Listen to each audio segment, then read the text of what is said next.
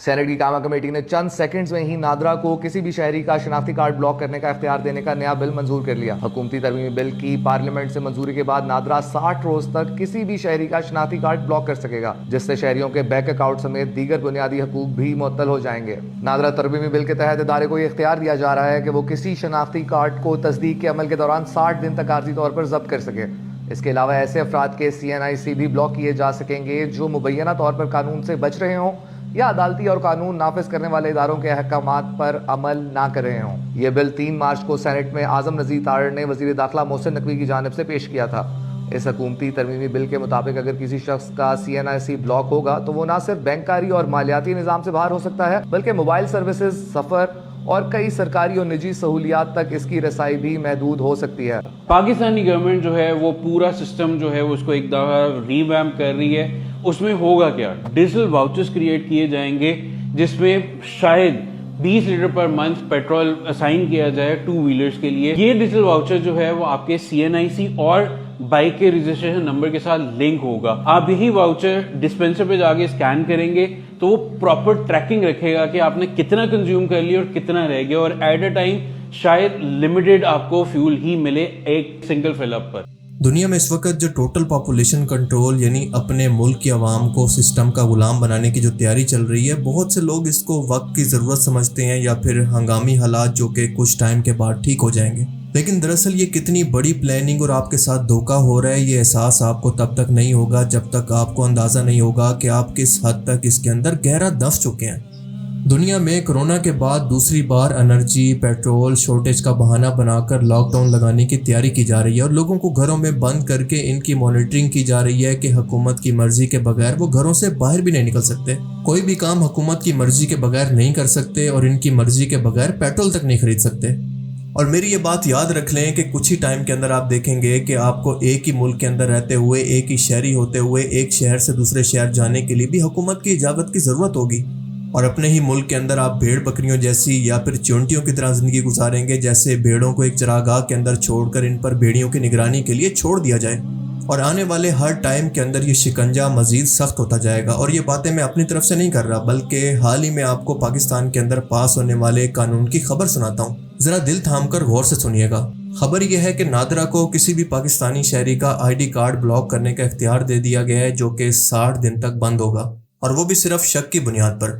اب یہ بظاہر چھوٹی سی شروعات لگتی ہے، یعنی آپ کی لمٹ کو ٹیسٹ کیا جا رہا ہے کہ آپ کتنا برداشت کر سکتے ہیں، اور آنے والے ٹائم کے اندر جب آپ دیکھیں گے کہ کوئی بھی شخص جب حکومت کے خلاف بات کرے گا، اس کو کرٹیسائز کرے گا، تو حکومت پاکستان صرف ایک کلک کر کے اس کے انسانی حقوق چھین لے گی، یعنی اس کے بینک اکاؤنٹ کے اندر جتنا پیسہ ہے وہ سب ختم، جو اس کی پراپرٹی ہے وہ حکومت کے قبضے میں، اس کے پاسپورٹ بلاک، وہ ملک سے باہر نہیں جا سکتا، کچھ نیا نہیں خرید سکتا، وہ SIM کارڈ نہیں خرید سکتا، اپنی آزادی سے گھوم نہیں سکتا، ٹول ٹیکس کے علاوہ کہیں پر جا نہیں سکتا۔ مطلب ایک سوسائٹی کے اندر رہتے ہوئے اس کو سوسائٹی سے کٹ کر دینا یا پھر ایک زندہ لاش بنا دینا۔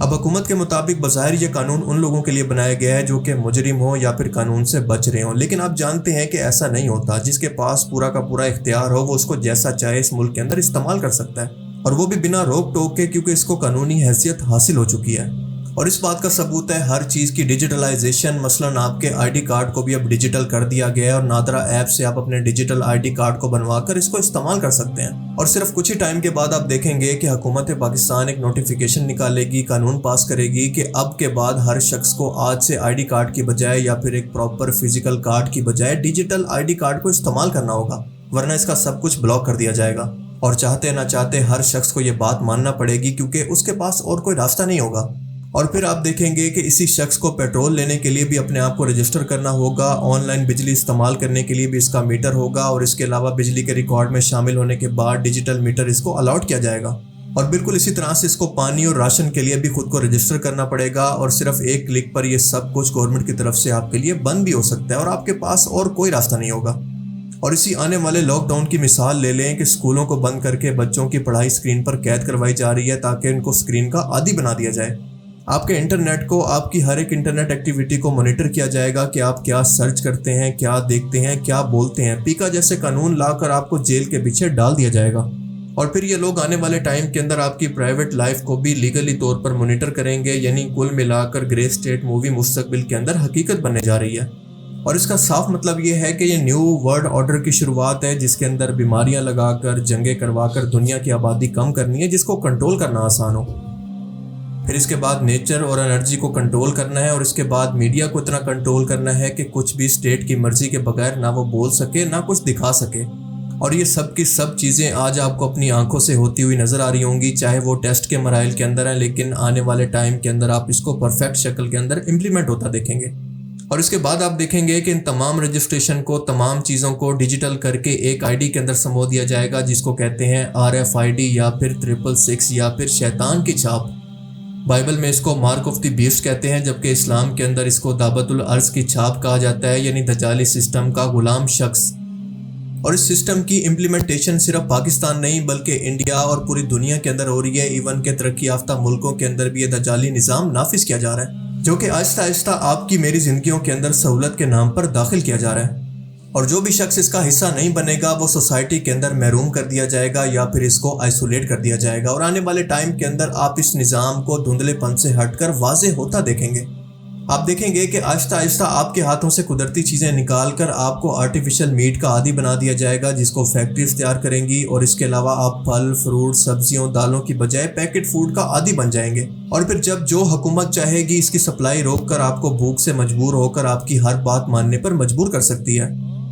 اب ذرا اسی چیز کو ذرا سمپلیفائی کرنے کی کوشش کریں تو ایسے لوگ جو کہ سسٹم کا حصہ بنیں گے ان کے لیے دنیا جنت بن جائے گی, جبکہ اس کا الٹ جو اس کا انکار کریں گے وہ دنیا سے آئسولیٹ ہو جائیں گے. اور یہ تمام کا تمام نظام اشارہ کرتا ہے دراصل دجالی نظام کی طرف, یعنی دجال کی جنت اور اس کی جہنم کی طرف. جو کہ اس کا انکار کرے گا تو اس کو اسی طرح سے آئسولیٹ کر دیا جائے گا, اور جو اس کا ساتھ دے گا وہی دجال اس کو دنیا کی تمام نعمتیں, تمام سہولتیں عطا کرے گا جس کو وہ اپنی جنت کہتا ہوگا. Produce hundreds of thousands of pounds of chicken meat without killing a single chicken. And Upside Foods has spent over $200 million in research and development in order to create this technology. اور اسی دجال کی جنت اور جہنم کے بارے میں اللہ کے رسول نے حکم دیا تھا کہ اس کے جہنم میں بنا کوئی سوال کیے کود جانا, کیونکہ یہ نجات کا راستہ ہوگا, یعنی جنت ہوگی. جبکہ اس کی بنائی گئی جنت دراصل جہنم ہوگی, اور اس کی جنت دراصل ایک دھوکہ ہوگا, یعنی دنیا کی آسائشات کا دھوکہ.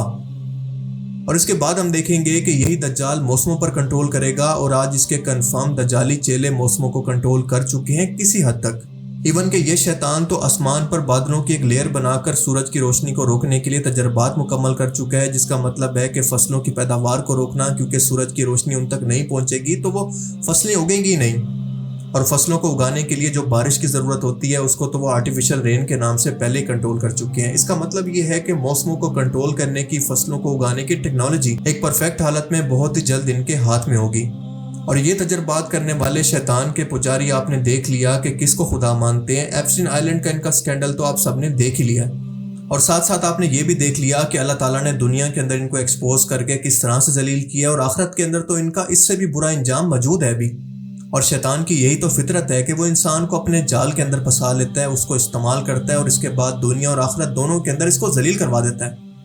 اور پھر کچھ ہی ٹائم کے اندر آپ دیکھیں گے کہ ٹوٹل کنٹرول کا یہ نظام آخرکار تیار کر کے آپ کے گرد ہر طرح کا شکنجہ کس کر جلد یہ نظام دجال کے حوالے کر دیا جائے گا. اور تب تک آپ اتنے مجبور ہو چکے ہوں گے کہ کچھ بھی نہیں کر پائیں گے, آپ کے ہاتھ میں کوئی آپشن نہیں ہوگا.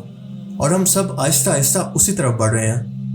آپ سب لوگ ذرا یہ بات کان کھول کر سن لیں کہ دجال اس وقت بھی دنیا میں موجود ہے. ذرا آپ یہ ہرارکی کو سمجھیں تو پوری گیم آپ کو سمجھ میں آ جائے گی.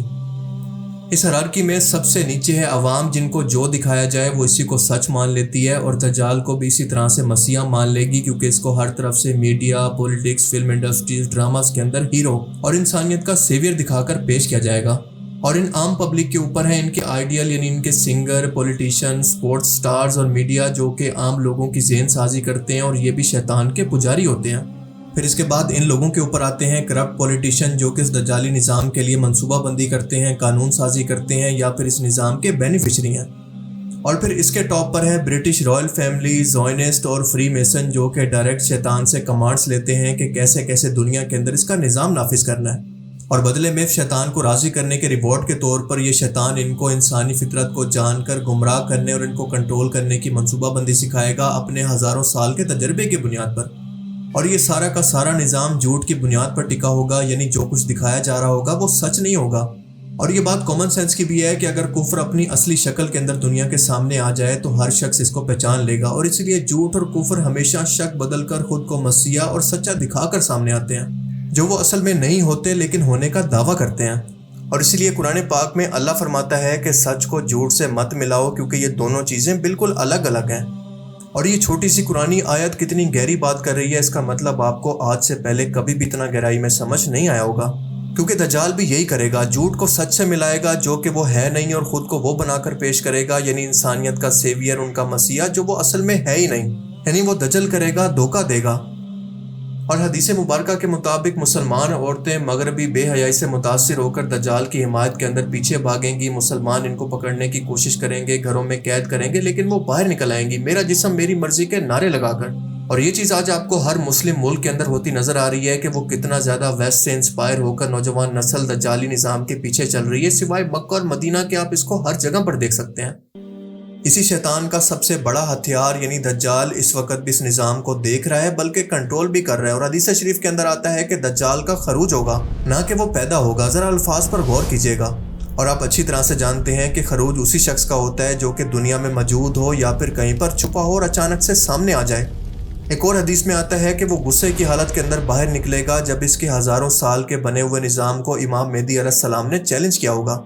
اور امام مہدی کے آنے کی وجہ سے یہ نظام اتنا کمزور ہو جائے گا کہ مجبوراً اس کو اس نظام کو بچانے کے لیے باہر نکلنا پڑے گا، اور وہ بھی غصے کی حالت کے اندر۔ آج دنیا کے یہ لیڈرز جس کو باس کہہ کر بلاتے ہیں، جو کہ عام لوگوں کو لگتا ہے کہ وہ باس نیتن یاہو ہے، پر ایسا نہیں ہے، وہ باس دراصل یہی دجال ہے۔ احادیث مبارکہ کے مطابق یہ وقت بہت جلد آنے والا ہے، کیونکہ یہ سسٹم لوگوں کی لمٹ ٹیسٹ کر رہا ہے اور آہستہ آہستہ آگے بڑھے گا، اور اگر لوگ اس کے خلاف نکل کر کچھ ٹائم کے لیے پروٹیسٹ کریں گے تو یہ کچھ ٹائم کے لیے تو رک جائے گا، لیکن ختم نہیں ہوگا، یہ وقت آ کر رہے گا۔ اور اسی وجہ سے حدیث مبارکہ کے اندر اسی فتنہ سے بچنے کا طریقہ بھی بتایا گیا ہے، اور وہ یہ ہے کہ اس سسٹم کے خلاف بغاوت کرنے کی کوشش نہ کرنا، ورنہ مارے جاؤ گے، لیکن صرف تب تک جب تک حضرت عیسیٰ علیہ السلام کی واپسی نہ ہو جائے۔